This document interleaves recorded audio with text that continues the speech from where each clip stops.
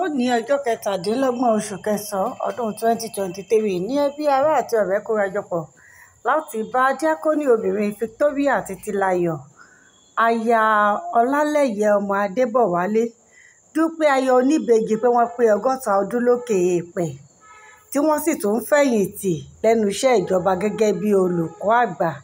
Ẹ jẹ́ kí a wo bí ètò ọ̀hún ṣe.